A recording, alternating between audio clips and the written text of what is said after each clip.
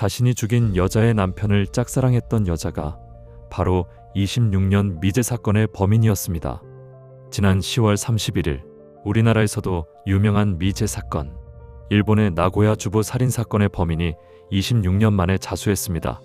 1999년 11월 13일 토요일, 아이치현 나고야시 니시구의 조용한 주택가, 2살 아이 앞에서 잔혹하게 엄마가 살해되었습니다. 현장에 넘치는 증거에도 불구하고 끝내 풀리지 않을 것 같던 사건이 결국 남편의 끈질긴 집념 앞에 범인을 드러냈습니다. 과연 무엇이 26년 전 그토록 잔인한 범죄를 저지르게 하였으며 이제와 자수 아닌 자수를 하게 된 이유는 무엇인지 살펴보겠습니다.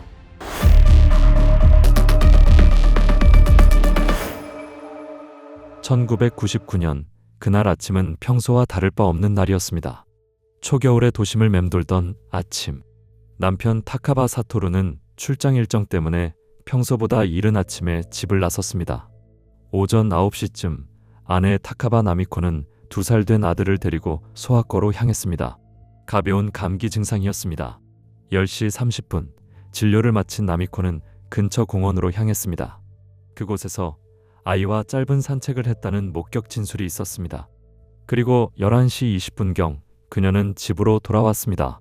점심을 조금 앞둔 시간, 맨션 주인이 직접 딴감을 주기 위해 나미코 씨 집에 벨을 눌렀습니다. 고요한 201호 앞, 주인은 감을 담은 봉투를 문고리에 걸어두려 했습니다. 그 순간 열리는 현관문, 나미코를 부르며 문을 연 그녀의 눈앞에는 복도 끝 쓰러져 있는 사람의 다리와 바닥에 고여있는 피웅덩이가 보였습니다. 쓰러져 있는 사람은 바로 타카바 나미코였습니다.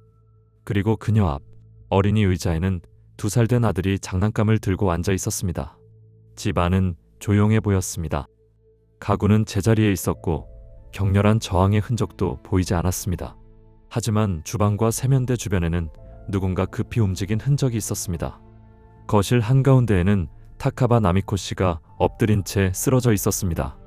몸에는 흉기에 찔린 자상이 여러 곳 남아 있었고 특히 목 오른쪽 경동맥 부근이 깊게 손상되어 과다 출혈로 사망한 것으로 확인되었습니다. 그녀의 손과 팔에는 흉기를 막으려 한 방어 흔적이 남아 있었습니다. 의료진은 사망 추정 시각을 오후 1시 전후로 기록했습니다. 복도와 거실 바닥에는 피가 이어져 있었고 현관 앞에는 피 묻은 범인의 발자국이 남아 있었습니다. 식탁에는 아이가 먹던 미소 된장국, 나미코 씨가 먹던 것으로 추정되는 컵라면, 아이의 장난감들과 그 모든 것을 지켜보았을 아이가 앉아 있었습니다. 그리고 낯선 유산균 음료가 있었습니다. 남편 사토루 씨가 처음 본다는 유산균 음료는 누군가 먹던 것인 듯 반 정도 남아 있었고 현관 앞에서도 일부 내용물이 검출되었습니다. 범인이 가져왔을 것으로 추정되는 증거품이었습니다. 조사 결과 이 제품은 나고야에서 약 40km 떨어진 이치노미야 지역에서만 유통되던 제품이었습니다. 경찰은 이 점에 주목했습니다. 외부에서 음료를 가지고 오고 자연스럽게 마시고 있었다면 그것을 가지고 온 사람은 피해자와 어느 정도 안면이 있는 인물일 가능성이 높았기 때문입니다. 주방 싱크대에는 수도꼭지의 물이 완전히 잠기지 않은 채 남아 있었습니다. 물이 흐른 흔적이 싱크대 벽면에 얼룩처럼 남아 있었고 세면대에는 누군가 급히 손을 씻은 듯한 혈흔이 뚜렷했습니다. 감식 결과 이 혈흔은 피해자의 것이 아니었습니다. 범인은 이곳에 자신의 혈흔을 남기고 떠난 것입니다. 이 샘플은 이후 26년 동안 경찰이 보관한 가장 중요한 증거로 남게 됩니다. 정리되지 않은 현장, 면식범일 가능성, 남겨진 족적, 범인의 DNA까지 확보되면서 경찰은 금방이라도 범인을 잡을 수 있을 것만 같았습니다. 그리고 결정적으로 범인으로 추정되는 사람을 본 목격자들까지 나타났습니다. 범인은 피를 흘리며 현장을 빠져나갔습니다. 혈흔은 복도를 지나 골목 끝까지 이어졌으며 북쪽으로 약 500m 떨어진 이노 공원의 수도가 앞에서 멈췄습니다. 공원 수도에서는 범인의 것으로 추정되는 피가 다량 검출되었습니다. 범인은 부상당한 손을 씻은 뒤 천으로 상처를 감싼 채 도주한 것으로 보였습니다. 정오 무렵 인근 도로를 지나던 목격자 A씨는 한 손으로 다른 손을 움켜쥔 채 걷는 중년 여성을 봤다고 진술했습니다. 얼굴은 굳어 있었고 표정은 고통스러워 보였다고 했습니다. 약 5분 뒤 목격자 B씨가 같은 여성을 또 보았습니다.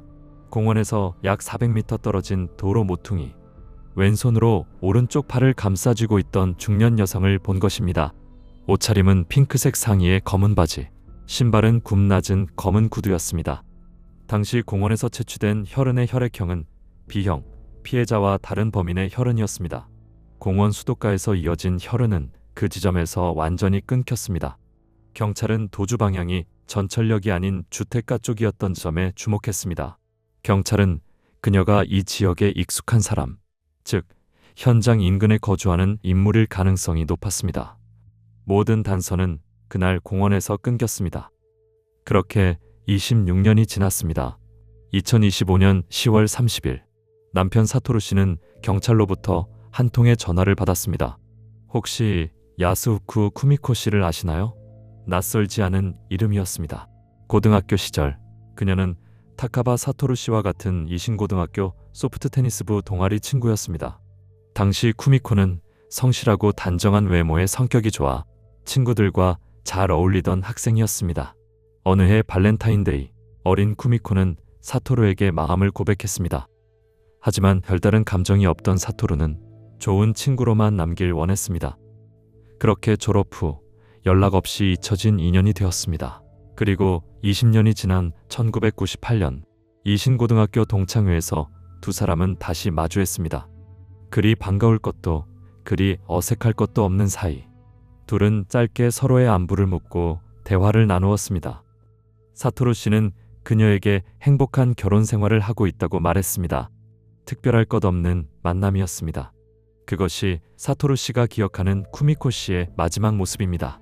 그리고 그로부터 1년 뒤 1999년 11월 13일 사토루 씨의 아내 타카바 나미코 씨가 살해되었습니다. 나미코 씨가 세상을 떠난 그날 이후 남편 타카바 사토루 씨의 시간은 멈췄습니다. 퇴근 후 집에 돌아와도 그는 집을 정리할 수 없었습니다. 벽에 튄 혈흔은 닦아냈지만 현관앞 피로 얼룩진 족적, 식탁 위 놓여있던 물건들, 아무리 정리하려 마음을 먹어도 멍하니 시간만 흘러갔습니다. 이 흔적을 지우면 사랑하는 아내를 죽인 범인을 찾지 못할까 두려웠던 걸까요? 어쩌면 그는 이 집을 정리하면 아내가 잊혀질까 두려웠을지도 모르겠습니다. 그는 결심했습니다. 범인을 찾을 때까지 이곳을 절대 정리하지 않겠다고. 그곳은 고통의 기억이 남은 장소였지만 진실이 돌아올 단 하나의 자리이기도 했습니다. 사건이 벌어진 지 1년도 채 되지 않아 그는 이사를 갔습니다. 하지만 그 집을 비우지 않았습니다. 현장 보존을 위해 무려 26년간 월세를 지불했습니다. 지불한 총액은 당시의 매매가를 웃도는 수준, 한화로 약 2억 원이 넘는 금액이었습니다. 하지만 시간이 흐를수록 그는 불안해졌습니다. 그는 포기하지 않을 자신이 있었지만 사건의 공소시효가 다가오고 있었기 때문이죠. 그는 다른 사건의 피해자들과 함께 공소시효 폐지 운동에 앞장섰습니다. 가장 앞에서 목소리를 높였고 그의 끈질긴 외침은 결국 일본 사회를 움직였습니다. 2010년 살인죄에 대한 공소시효가 폐지되었습니다. 그 법 개정으로 나미코 씨 사건은 시효의 족쇄에서 벗어났습니다. 한편 경찰 역시 이 사건을 결코 미제로 남기지 않기 위해 노력했습니다. 무려 3,000명에 달하는 관련자를 조사하고 단 하나의 단서라도 놓치지 않으려 했습니다. 세월이 흐르며 기술은 발전했고 경찰은 당시의 증거들을 놓지 않고 있었습니다. 그 증거가 보존된 덕분에, 사토루 씨의 집념 덕분에, 그리고 경찰의 인내 덕분에 멈춰있던 진실은 다시 움직이기 시작했습니다. 2025년 여름, 경찰은 3,000명이 넘는 조사 대상자 중 야스우쿠 쿠미코라는 이름에 집중했습니다. 경찰은 그녀에게 DNA 감정 협조를 요청했습니다. 쿠미코 씨는 처음엔 이를 거부했습니다. 그 후에도 몇 차례 경찰의 접촉이 이어졌습니다. 의심은 더욱 짙어져만 갔습니다. 떳떳한 사람이라면 과연 DNA 감정을 거부할 수 있을까? 그녀는 무엇인가 숨기고 있는 것이 분명해 보였습니다. 10월 30일, 그녀는 결국 마음을 바꿨습니다. 수사가 좁혀지고 당시 확보된 DNA가 곧 대조될 것이라는 사실을 알고 있었을 겁니다. 쿠미코 씨는 경찰서를 찾아가 DNA 검사를 받았습니다. 검사 결과는 바로 다음 날 31일에 나올 예정이었습니다. 하지만 그녀는 그 시간을 버티지 못한 것 같습니다. DNA를 제출한 바로 그날 스스로 경찰에게 범행을 털어놓았습니다. 26년 전 2살 아기 앞에서 나미코 씨를 살해한 범인이 자신이라고. 다음 날 확인된 검사 결과는 사건 현장의 세면대에서 검출된 혈흔과 완벽히 일치했습니다. 10월 31일 경찰은 그녀를 살인 혐의로 체포했습니다. 조사 과정에서 그녀는 이렇게 진술했습니다. 나미코 씨에게는 미안하다고 생각합니다. 매일 불안했습니다. 사건 날이 다가올 때마다 괴롭고 마음이 가라앉았습니다. 가족에게 피해를 주고 싶지 않아 잡히는 게 두려웠습니다. 한 가정을 무너뜨리고 26년간 숨어 살던 사람의 입에서 나온 말이라기엔 염치 없는 말들 뿐이었습니다. 11월 1일 그녀는 조금도 변하지 않은 사건 현장 앞에 섰습니다. 남편 타카바 사토루 씨는 그 과정을 직접 지켜봤습니다. 사토루 씨는 이날만을 위해 26년간 이곳을 지켜온 것입니다. 그의 얼굴은 어느 때보다 담담했습니다. 현재 경찰은 사건의 구체적인 동기와 범행 경위를 조사 중입니다. 26년간 미제로 남았던 나고야 주부 살인 사건은 마침내 그 전모를 드러내기 시작했습니다. 오늘의 이야기는 포기하지 않은 한 사람의 손에서 밝혀진 진실에 대한 이야기였습니다. 긴 세월 동안 싸워온 한 남자의 집념은 법을 바꾸고 세상을 움직였습니다. 구독, 좋아요 해두시면 앞으로도 전 세계의 많은 사건 사고에 대해 알려드리겠습니다. 혹시 이 사건에 대해 궁금하거나 다뤄줬으면 하는 사건이 있다면 댓글로 달아주세요.